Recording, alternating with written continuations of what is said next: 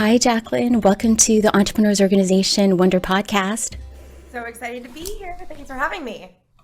Jaclyn Johnson is a self-funded serial entrepreneur with two multi-million-dollar exits under her belt. She also is now the founder of New Money Ventures. She's also was named Forbes 30 Under 30, among other wonderful accolades. I'd love for you to maybe just talk about your origin story and how you got to where you are today. Yeah, well, it was a long, long time ago, but I'll keep it like short and brief. But essentially, I launched my first business when I was 23. It was a marketing and events agency called No Subject, sort of at the very beginning echelons of social media and influencer marketing. So we were really first to market in that category in Los Angeles, specifically for fashion and beauty. So I ran that company for a long time, and then Parallel Path launched Create and Cultivate as sort of, coming from the learnings of running my business on my own, being young, being a woman, facing a lot of struggles, started to create this community called Create and Cultivate, which then evolved into my next business, being the now largest media company for ambitious women, most well known for our large scale events. And that company was acquired by private equity last year, which is really exciting because it was a self-funded business. And then this year, in January, I launched New Money Ventures. And New Money Ventures is a $20 million consumer fund focused on funding the next generation of female-led and female-run businesses. So we invest in a lot of really fun and cool brands. And yeah, that's kind of how it all started to kind of happen in that way. Did you know that you were entrepreneurial from when you were young? Because you started at 23.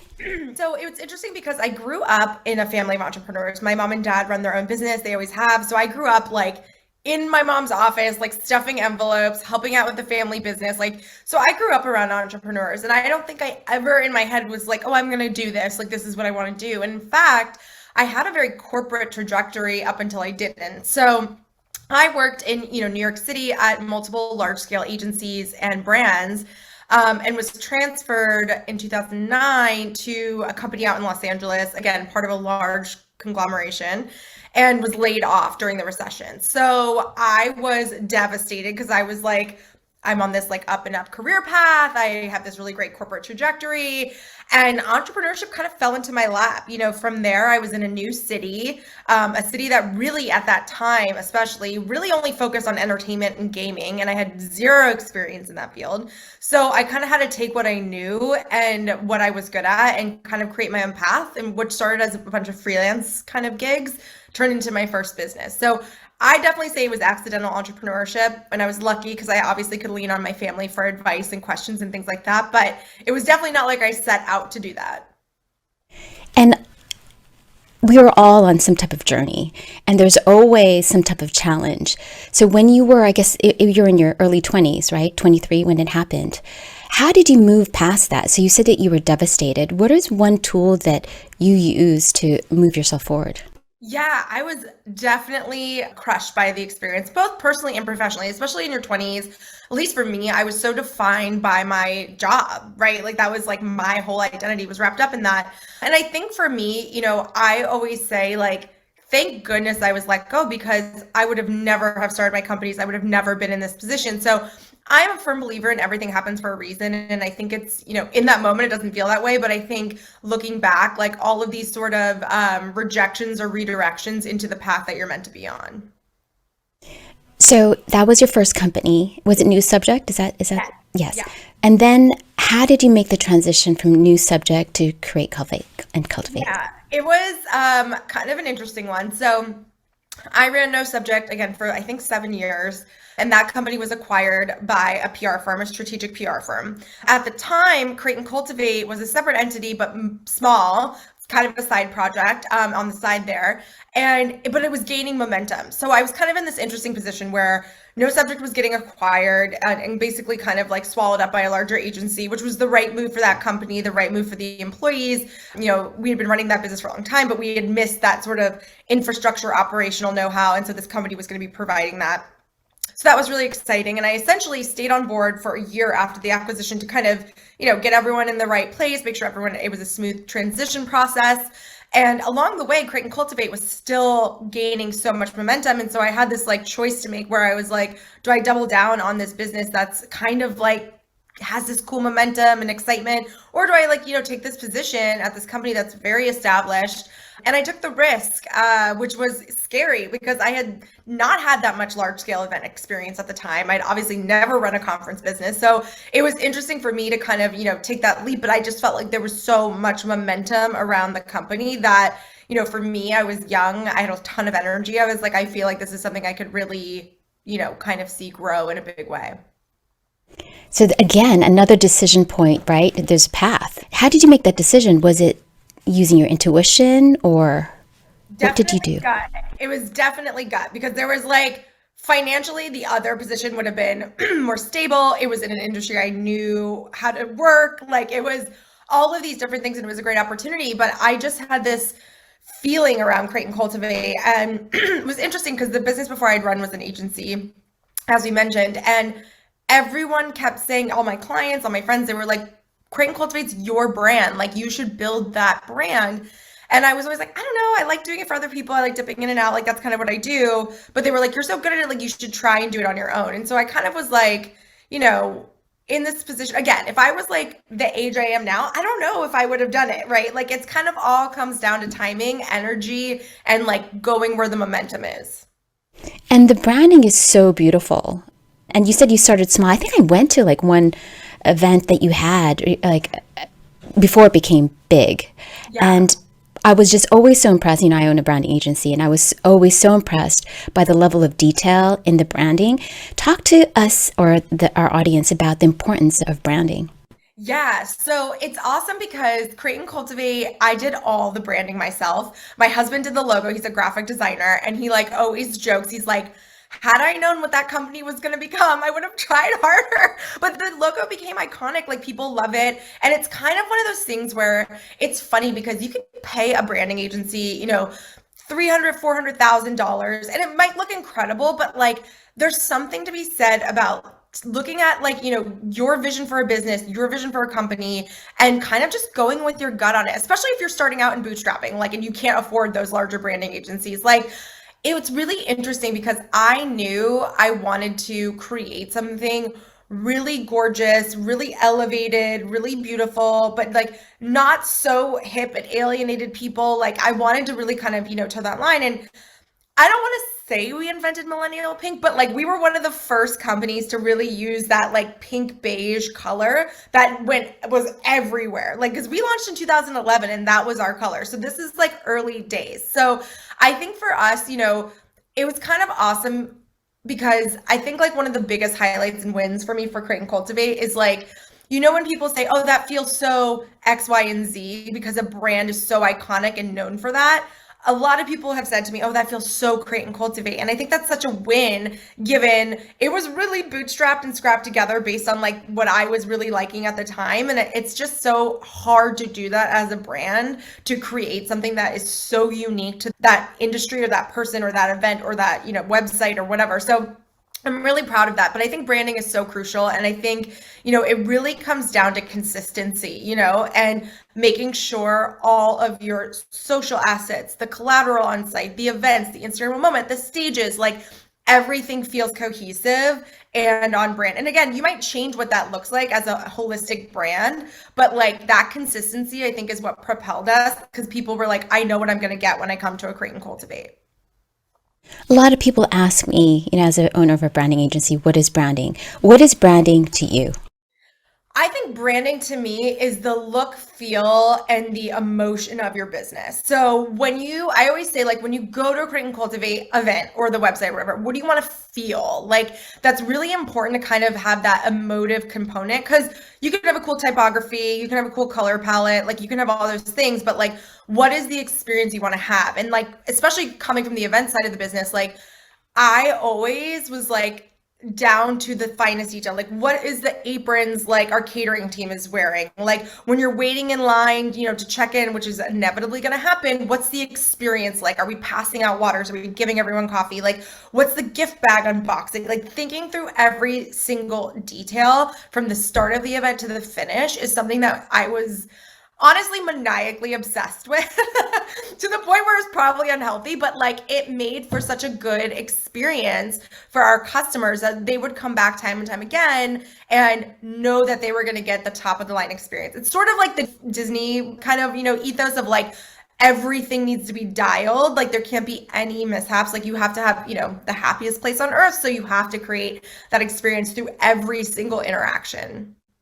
Well, in the past, a lot of people would also consider, people perfectionists. Like people were thinking about me as being a perfectionist because I also love branding. But what I realize, probably both of our life's intentions, is to be a creator of beauty. And that in itself feels so much better than a maniacal perfectionist, right? Because you want the entire experience to be beautiful. You want the entire, and it's so thoughtful and so considerate rather than like, oh my gosh, there she goes again. I remember the day after my wedding and I had emailed my wedding planner and I was mad because one of the people was like smoking behind the tent and I was just like, that was not what I wanted as part of my experience, like having smoke, and then literally, I'm right? obsessed that you're telling this story because Right? my wedding was the same exact thing. Like, wait, I'll send you this photo because Tell my me. husband and I are like, it's like our moment where we're like down the aisle and there's just like AV guy in the background, like plugging something in. I'm like, Right now.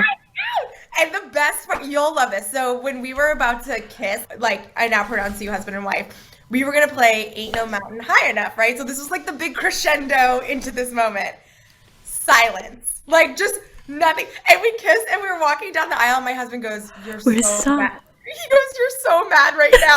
He knew. I was dying laughing because I was like, he knew as soon as we got back, he was like, "You're so mad the music didn't play." And that is our entryway into our marriage because you know me so well that I am like, why is this not perfect? But same page. And it would have just given this extra. And the thing is, no one else knows, right? No one else cared that someone else was smoking behind that. No one else. But Yeah. Yeah. Aw.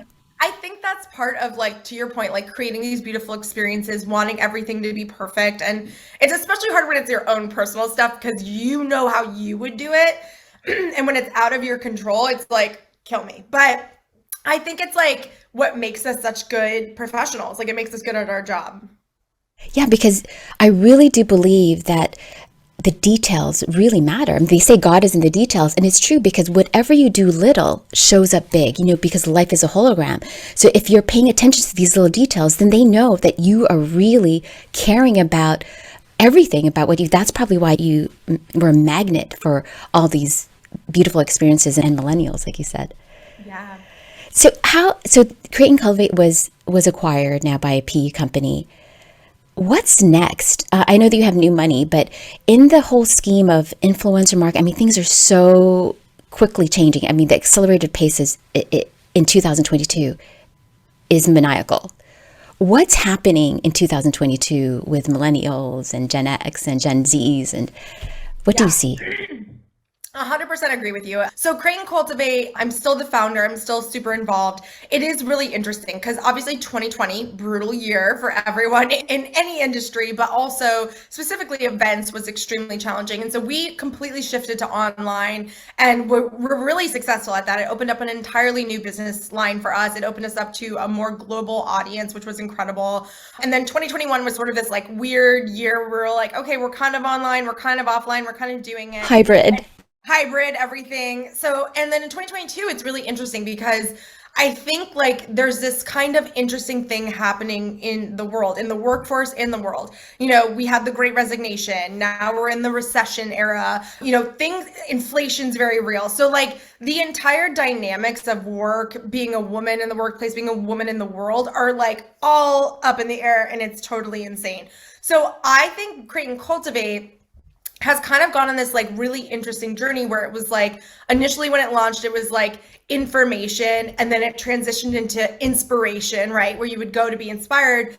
And now it's really like boot camp where it's like, all right, we're in this together. Like we all need to get through this. And it's really giving you that hardcore educational component of like how we're sort of navigating this new normal because things are completely different as business owners. We've never before experienced such insane issues with supply chain, with talent, with inflation, with rates, like everything is crazy and everyone is very skittish to spend money, double down. Whereas 5 years ago, it was like, oh, we know what the next 5 years looks like. Let's go. Now no one knows what tomorrow looks like. So we're kind of in this new era. And I think, luckily Create and Cultivate's message, and obviously we built this amazing trust with our community, is stronger than ever of like, let's try and figure this out together, especially for all the small business owners out there and the solopreneurs. Like there's no real destination online or offline that can be that support system. So we're really focused on that.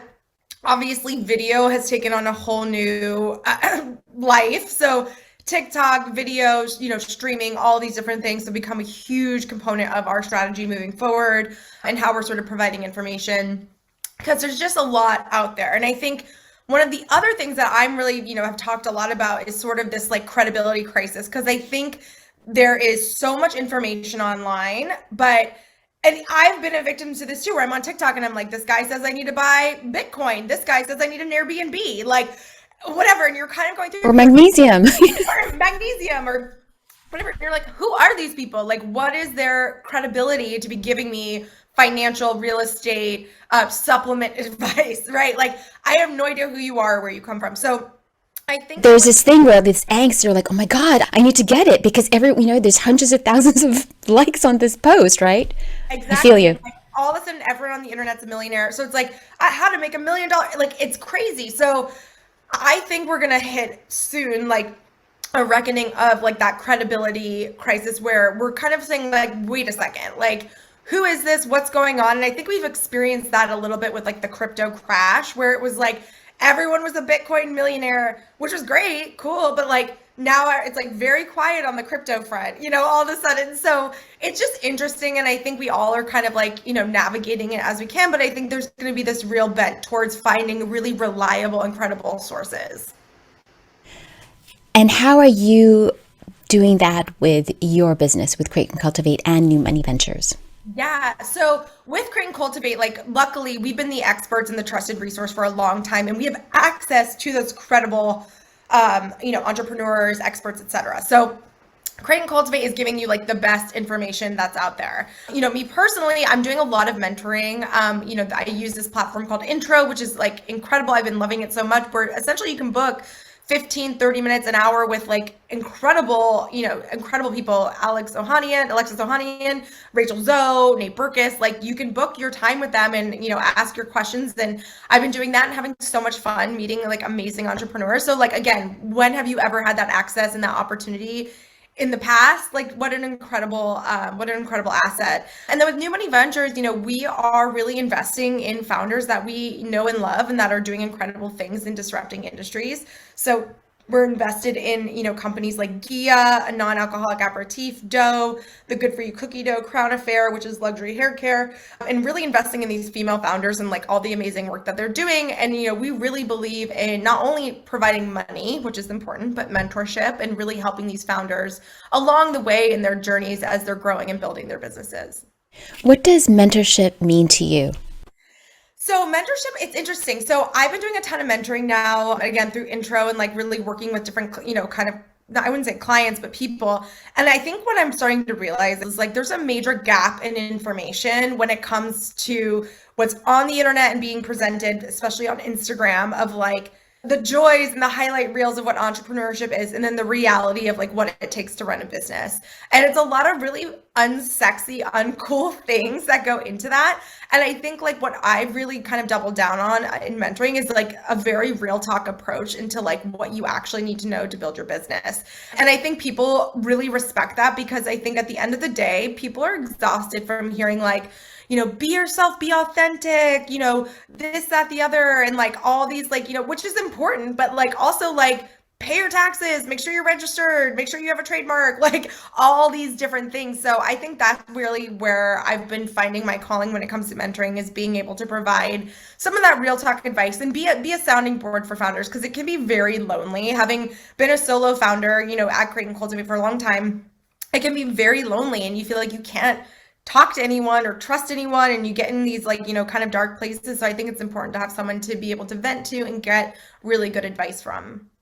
I really love that. I think that mentorship also means accountability. I think it also means a platform for you to be vulnerable, right? Because you don't want to be spewing out everything that's going on with your KPIs, your key Of performance course. indicators to everyone. And I also do believe, just like what you said, there's an internal journey and also an external journey, right? So you do need to get inspired, but you also need to figure out your bottom line. Yeah, 100%. Yeah. So, what advice are you giving female founders that you're investing today? Like Doe, you had mentioned Doe. What are you telling them? Are you telling them anything? Yeah, I mean, obviously every business is different. Every stage of every business is different. But I think like we've been living in at least the past 5 years, the glory days of online marketing, where you could pay for customers pretty cheaply, you can acquire customers pretty cheaply, and it was sort of the heyday before the iOS update, and now everyone's scrambling to figure out new means of marketing. So I think it's really, for me, I'm like, never put all your eggs in one basket. Build community in multiple places, because at the end of the day, we don't own these platforms. They can change on a dime, and then all of a sudden your entire strategy for your business is out the window. And we've been seeing that happen to a lot of different brands. So I think it's really about creating that community, creating that loyalty, owning your customers, owning their emails, really being proactive with them one-on-one versus relying on third-party platforms for your entire business strategy. And are they following your advice? I would say most of the time, yeah. Well, I think everyone learned the hard way with the iOS update, and they were like, oh my God, like it's really challenging to acquire customers now. So I think a lot of people are seeing like, the tides are turning and you can't just rely on one thing. So I think people are definitely learning and taking that advice now more seriously, especially after that. Right? They're like, I told you so. I told you not to put everything in that one golden basket. And Totally. so there are a lot of people probably listening who want investment or need investment. How do you filter through the crowd to select that one company that you want to focus on? Yeah, so it's a combination of factors. I would say first and foremost is the founder. Like at the end of the day, you're investing in a founder as much as you are investing in their business, and like their energy, their plan, their leadership, like all of those things play an integral role. Obviously, your relationship with them. So that's like number one. Number two is we look for companies that are really disrupting industries. So, obviously there's a billion beauty brands out there, but why should I buy your beauty brand? And it can't just be like, it smells good, it's this, it's that. It has to be something truly disruptive that's doing something very different in the category or in that industry. So that's like number two for us. And then number three is performance. Like, how is the company performing? Do you have momentum? Do you have customers that are repeat purchasing? Like, how are you thinking about the longevity of your business? So it's really like the founders, the model, and the disruption factor, and then the numbers. Are you investing in 23-year-olds?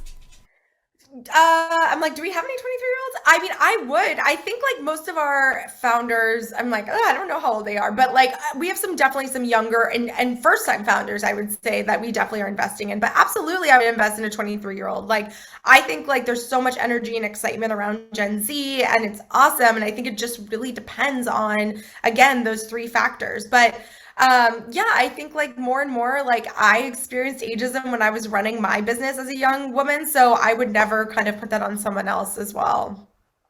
And why? I mean, this is probably like an easy question, but why focus on women-led businesses? Yeah, well, I mean, really, it's the stat. So only 2% of VC funding goes to female founders, less than 1% for women of color. And on the flip side of that, only 5% of venture funds are led by women. So it's a really staggering stat when you think about how much money is in venture and how little is going to women-owned businesses. So for us, we really wanted to change that narrative and really be able to give opportunities to women that they wouldn't otherwise get. And having been in the venture world now for a little bit, it is very much a boys club. And I think there's a lot of really good work being done on both ends where people are really prioritizing investing in people of color, women, minorities, etc., which is great. But it's not the norm, which is very odd to me considering we're 50% of the population. So I think that, as we move forward, like we want to really lead the way and be bringing these deals attention and the love and care that they deserve. And I think now that we've seen a few really successful exits, whether it's Honest Company or Bumble or Stitch Fix, etc. Like we've seen these amazing exits for women, but we don't want them to be like that one big exit for women. We want hundreds of multi-billion-dollar exits for women. I think that this is so important, and it's really key for other women entrepreneurs to understand, because I always come across women who don't want to get that extra special attention. And I said, well, why not? Because since the 1600s, if you think about affirmative action being legislative to help one particular group, since the 1600s, that one group was white rich males. I mean, it is since the 1600s, right? So before, when everyone was looking at America and buying property, you could buy 1 acre of property for $1, but you had to buy 600 acres. Who could do that? No one else except the rich white males. And so why not why not pour into women? Because men have had the monopoly since the 1600s. I think it's perfect that you're doing this. And I don't know if you also know this too, that since I think 1975, a woman needed to have their husband, right, or their father sign on a bank loan. Like, that's ridiculous. That's like decades ago. That's not that long ago. And what's happening with Roe versus Wade? Like, it's just like, get out of here. Like, you want someone else to control our rights to do whatever we want with our body? It's pretty insane. It's like Handmaid's Tale all over again. But I am really, bullish, and I talk a lot about financial independence for women because it's so, so important to have control of your money, have your own nest egg, and be thinking about your own personal liquidity, as a founder, as a business owner, as someone who just has a corporate job. And the reality is, women actually do have the financial power because they own, I think, $1 trillion worth of property and assets because, they live longer than their husbands. And so that's really the reality. Women do really have the power, but they're investing it in different ways, like more charities, philanthropy, rather than entrepreneurs. And I think what you're doing is really, really good. I really want to go back to the idea of like what you see in the future. Are there any other micro trends that you think are sort of percolating besides like short form video marketing? I think the internet is really starting to niche down. I think like previous to this, it was very like all encompassing, everyone everyone for everything, like really trying to kind of, grasp the widest audience. And I think the companies that are really coming out, and at least the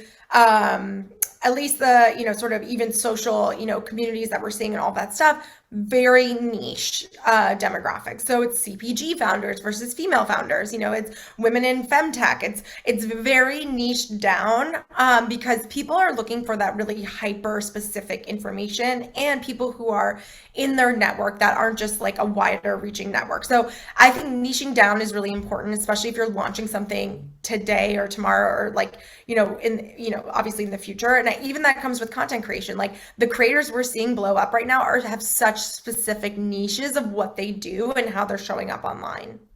Can you give us an example of one that's on the top of your head? One that, I actually just had her on my podcast, but like Corporate Natalie is like one that I love. She's so funny. She's so great. She's so funny, but like, I love her. She hit on something so specific that people could relate to and like has exploded. And I think that's what we're starting to see is there's like niche down kind of creators that are hitting on, that little something that people can relate to and really exploding. Oh, she is so funny. And I think definitely, well, besides niche, I also think that when you do it in an entertaining, really super funny way, right? She's hilarious. No, it's funny. Humor is crucial, and I think it's taken on a new and different role in branding because people are scared. People are depressed. Like, there's a lot. The world is heavy right now. So I think the brands that are providing some lightness are going to be more successful in the long run. Yeah, you don't have to take yourself so seriously. It doesn't have to be so somber, even if you're running a company. Totally. So what type of advice would you give to someone who is just joining the entrepreneur ranks? I would say success is not overnight, even though it feels that way on the internet. I think it's a lot of hard work, but I think, we're in a little bit of a renaissance for entrepreneurship where there's so much access. You can build a website in 5 seconds on Shopify. You can turn on your e-com really quickly. You have access to so many tools online that literally didn't exist. Like back in the day, we were building our own websites with code. Like it was crazy. So now you can do all of that stuff. So I think it's never been a better time to, launch a business, but also like there needs to be a little bit of realistic kind of factor of like, it doesn't mean just because you launch, like you're going to be an overnight success. And a lot of people are, like you had mentioned earlier, struggling with mental health. How do you take care of your mental health? What is your self-care routine like? Yeah, I mean, I would say it's definitely changed post 2020, but I think for me, I'm very specific about, when I'm working and taking time off. Like I really like to shut down at the end of the night and put my phone away, and I definitely take weekends off, and if I do need to work, I work, but like I'm prioritizing really especially recently, like working out every day, like doing the things that I'm always like I don't have time to do, but you always have time to do it. So taking that time is so important. What is your workout? What is your daily routine like? Yeah, so I mean, I try to work out every morning, whether it's like a Peloton or like a HIIT workout or something like that. And then I usually, I wake up early, so I'll go in, I'll check all my emails, but I always make time to like cook lunch and like, take those moments to really, kind of shut down a little bit, because I actually think it makes me a better, worker overall, because I'm more energized and not so burnt out all the time.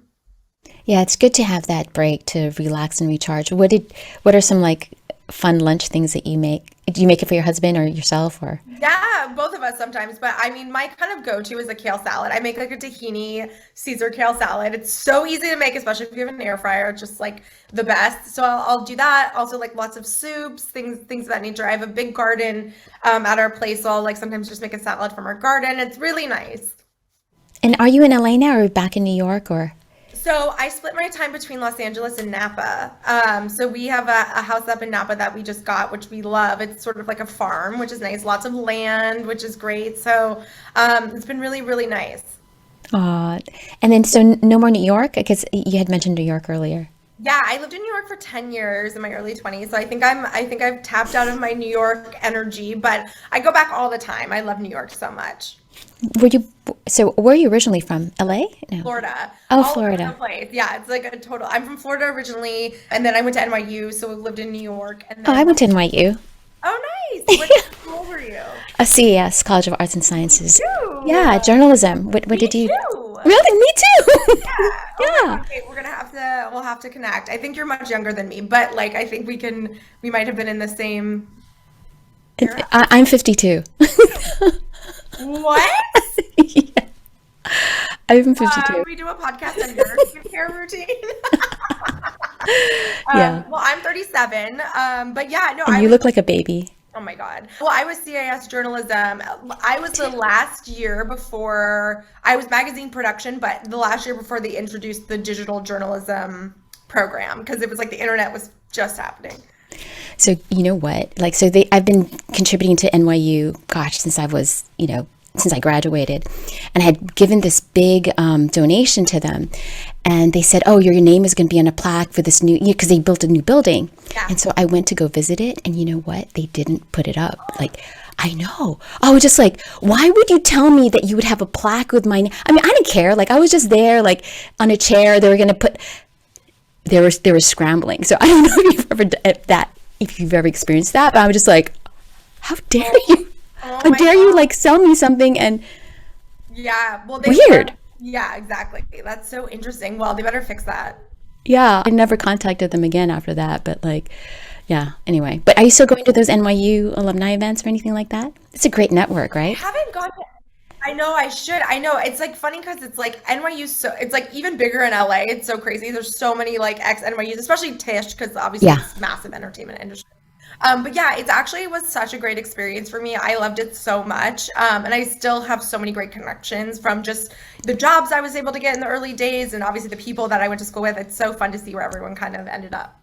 Yeah, it was definitely an interesting experience. I drove past it earlier this summer with my daughter, and then I would never have thought, because she's going to Harvard Westlake right now, and beautiful campus, and I would have never thought that she would actually like a city school. Yeah. But it was fun, wasn't it? Like in your 20s, you're just like in your. It's funny because a lot of Angelinos end up going to NYU, but yeah, it's a very specific experience. Like if you want football games and like that type of thing. Like, not for you, but like I think for me, I always wanted to live in a city. I was like so excited to be in the big city. I had a great internship at like Condé Nast, and I was like, I felt like I was living my Devil Wears Prada life. I was like doing it, but I also really loved that my professors at NYU we're actual professionals. So like we had CNN, executive producers as our teachers. So I think there was things where it was like, wow, I feel like I'm getting real world education. And obviously it opened so many doors, being in the city and having those types of professors. Like I got one of my first jobs through one of my professors at Time Inc. So, it's pretty amazing. But yeah, very specific experience. Yeah, I remember running on the track. I forgot which building it is. I'm just like, it was a tiny track. Like, it's definitely not LA. I grew up in Hawaii, so an island girl going to New York was just like, I thought it was like the best thing. Like my car was broken into the first week I was there. They stole my radio. And I'm just like, I did it. Like, I had the whole experience. But I do think, like, I always tell entrepreneurs this, but I mean, it doesn't have to be college, but I'm like, you have to live in New York for like at least a year. Like, do 1 year in New York and you will make a million connections. You'll have a million experiences. Like, it really does, I think, make you a very dynamic person, especially on the entrepreneurship side of things. Like, because everyone's in that hustle mentality in a good way where everyone's just creative. And, I attribute a lot of my success to having lived in New York in my 20s. Don't you think that life anywhere else is so easy compared to New York? It's so, like, the littlest things though, like carrying your groceries up 5 flights of stairs and like whatever. It's just like Dry cleaning, yeah. Yeah, it makes you just like start to appreciate like all the little things. But yeah, it's everyone just in New York has such a unified spirit as a city. It's pretty incredible. So resilient. And I also lived in a 5-story walk up, like no Y'all, elevator, y'all, right? crazy. Oh, Yeah, that. no elevator. Are you kidding? Like, oh my God, it's crazy. What part of the city were you living at? So I was pretty much East Village. I think like the majority of the time I did West Village, East Village, like West Village. I kind of went back and forth. And I kind of lived there before Brooklyn was what Brooklyn is today. And it was like Williamsburg was just becoming. And I remember I was like, I'm moving to Los Angeles. I told my friend, and she was like, don't do that. Just move to Brooklyn. And I ended up moving to LA, which was the right move for me. But yeah, I love going back. Yeah, it's so fun. Yeah. I mean, I wonder how it must be really hot right now, but you're absolutely right. Like that experience, that journey just makes you, I don't know, resilient or have some grit or something. Totally. Yeah, definitely some grit, determination, work ethic. Like I loved it. Oh, good. So what's next for you? I mean, I know you've just started new Money Ventures. Is there anything else that's percolating in the Yes. background for you? I'm launching a new brand. I'm really excited. It's going to be launching in September. It's called Maie Wines, and it's a direct-to-consumer wine business. So I love wine. I've been taking my WSET, which is essentially like the sommelier training course. I started in COVID just as like sitting around doing nothing. So I took some classes then, and I've just always loved wine so much, the experience of wine, what goes into it. And so what was, kind of one of those things when we were starting New Money Ventures is we wanted to invest in a wine business, and we just couldn't find one that felt like it was the right fit for us, or maybe the timing wasn't right. And really, my co-founder and I started chatting about like what's missing from the wine industry. And what we realized was a few different things. One was I belong to a million wine clubs. I love, obviously wine in general, but I would open a nice bottle of wine on a Monday night, have one glass, and then like forget about that bottle, find it a week later. It's never as good. And was like, oh, what a waste, And then like you're pouring it out in your sink or you're using it to cook. And it's just like a bummer experience because like if you just want one glass of wine, like it's a bummer to open a really good bottle and just have it sit there, right? So it's like, where is that like, single experience? And for us, like, I've never enjoyed the experience, we're experienced people, of a canned wine. Like, I don't know why, it just never is as good to me. It doesn't taste as good, like, for whatever reason. What about like a single bottle experience in a glass bottle? So that was something we were thinking about. The other thing we were thinking about was I love white wines. My business partner loves red wines. So every time she would come over, I'd open a bottle of red, I'd open a bottle of white. We'd maybe do half a bottle. And then again, just sitting there, I'd be like, take it home. I'm not going to drink it. But again, you're just like waste. It's like so much waste. And so we're like, there has to be something that's like an elevated experience in the single serve world that tastes good, is cool branding, like, all the things that kind of go with it. So we ended up sourcing these amazing single serve bottles. I actually have one. I'll show it to you real quick. But it's basically a glass of wine by the bottle. So it's these Oh, lovely. yeah, so it's really fun and it's just a great experience where, we like to say it's a taste without the waste and it's perfectly portioned wine every time. So if you're hosting and someone's like, oh, I want rosé, I want Pinot Noir, I want a Sauvignon I want a Blanc. Prosecco. Yeah, everyone gets their own little bottle, which is so great. So it's really amazing. And then also these bottles are such a perfect size that we've done a ton of upcycling projects with them. So we've marinated olive oil in them with like infusing it with rosemary. We've also used it to create little bud vases. So they're super cute. Everything we ship in is completely recyclable. So we're really excited about it. So that's going to launch in September. And really the other part of that is the membership aspect. So I'm part of wine clubs. Now I live in Napa. And so like living in Napa, the experience of being a wine club member is great, right? There's tons of events you can go to, et cetera. It's awesome. But like living anywhere else, it's like you're just getting that wine, right? Like there's nothing more to it. So for us, we're kind of reimagining what a wine membership would look like for a millennial customer. And basically, if you sign up for a monthly membership, you're getting 8 minis. You can get all red, all white, mixed pack, etc. And then you're getting a surprise and delay element of a curated item from our team. So you'll get to experience and try cool new items across the board. We have food, fashion, beauty, like all these really fun items that you're getting, that discovery element to. Plus, we're gonna have online courses that you can take with our female winemaker. You can kind of learn a lot more about the wines, pairings, how to talk about things, like all, when it comes to wine, so that you feel educated and it's fun. It doesn't feel so like, kind of like insular and not for you. And then we're also going to be launching our first food and wine event. It'll be in May. Obviously, the brand's called Maie, so May Day Festival. And it's going to be kind of a reimagined food and wine festival for millennials. So we're super excited. It's been a really fun project to work on, and I'm excited to kind of get it out in the world. Oh my gosh, there's like electricity just going through my mind, just thinking create and cultivate founder plus wine plus food. So good. Yeah, it's going to be amazing. And don't worry, these will be served at every single crate and cultivate. So all the ladies will get to taste them.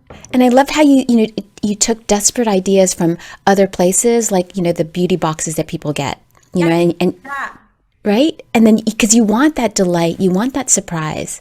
Because I think personally, I love that you touched on that because I kind of was like saying it's a little bit like Fab Fit Fun, but wine, like in that way, right? Because for me, discovery is such a huge part of my day-to-day, right? Like I love opening a Crate and Cultivate gift bag and being like, what is this cool thing? Like now I use it every day and I'm going to use it all the time. That's how people, find products and brands they love. And, given that I have so much access to all these really cool brands, like why not introduce someone to a really delicious truffle salt or, a new Nutella that they can't get enough of, or, a beauty product that changes, So why not have something? And I always say like everything that'll be in the box pairs well with wine. So if you're having a night in, you want to put a face mask on, great. If you're serving an entire meal and you need to use truffle salt in that meal, great. Like wine is really the vehicle for all the different experiences that we'll be providing. I'm so excited to, see it. And you said September 15th? Yeah, mid-September we're launching. I'm not sure exactly which day, but we'll be doing a lot of big launch events. And if anyone wants to purchase Maie wines, you can use podcast 10 and get 10% off. So yeah, definitely try it out. Awesome. Thank you so much. It is such an exciting world that you're in and that you continue to contribute to everyone's life. So podcast 10. Yes, and podcast what is 10, 10% off. and what's the website address again? You want to spell it out? Drink Maie, so drink drinkmaie.com. Got it. All right. Well, thank you so much for spending so much time. And I loved being with you and learning about branding, learning about your origin story. And there is one last thing I wanted to ask you before you had mentioned like there's a lot of struggles. What is one struggle that you overcame and how did you do that? Oh man, so many. But I think like the biggest struggle I ever faced as an entrepreneur was 2020 for sure. And I think like what was interesting is, March 2020 when everything was crazy and chaos and everyone was saying every event's going to be canceled and we had events planned through the entire year.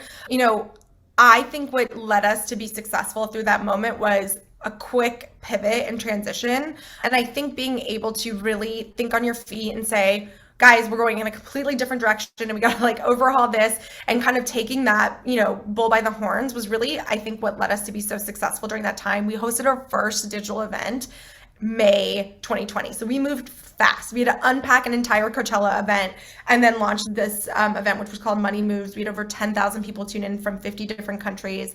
And it was hugely successful. And I think like kind of looking at things and tackling them with that kind of attitude of like, we just got to move on it, is I think what, those entrepreneurs that were that flexible and quick were the ones that were able to survive. So I think for me, overcoming that was like a huge obstacle I could have never predicted I would have to overcome.